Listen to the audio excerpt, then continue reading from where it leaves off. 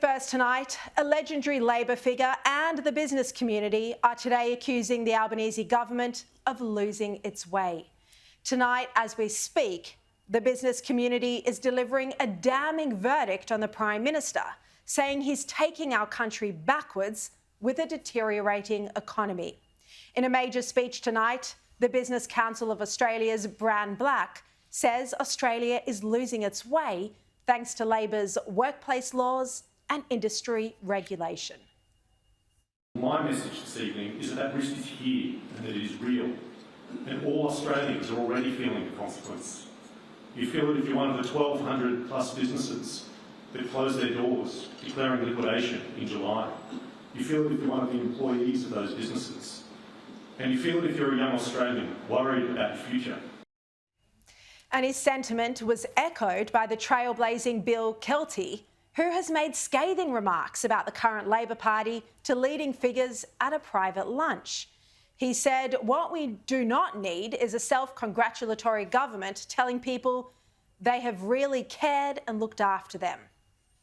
Pretty strong for the man, described correctly by the Fin Review as one of the architects of Australia's modern prosperity. Well, this all comes after the Mineral Council of Australia chief, Tanya Constable's attack last week on Labor's IR laws, which she called reckless. She said they were bringing conflict to the workplace. Well, both Anthony Albanese and Jim Chalmers are in the room tonight as the Business Council ramps up its political attack on the government ahead of the next election. Already, this election is shaping up to be highly competitive. Labor had long dismissed Peter Dutton as a serious challenger. They shrugged him off as too unpopular to be elected. But now his tough exterior and his policy convictions seem to suit the times. He's exceeding voters' and Labor's expectations. And a Dutton minority government certainly isn't out of the question. The seemingly never-ending cost of living crisis is hurting families and the business community. And in his speech tonight, well, here's what Bran Black said. Is that rather than feeling confident in our growing prosperity, many CEOs feel as though we are losing our way. Instead of taking the big steps on things that matter, we are taking incremental but noticeable and sometimes significant steps backwards. And this shouldn't be dismissed as talking Australia down. It's a belief right across our membership that we can and must do better for the sake of future generations. Now, representing corporate Australia, Black said there needs to be cuts to regulation, more flexible workplace laws, simpler planning laws for new projects, a more efficient tax system. And that's just the start.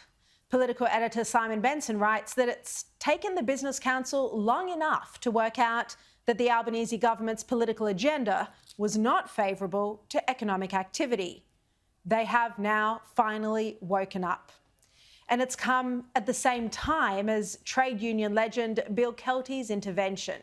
He warns that Labor needs to dramatically reshape its economic agenda to lift productivity.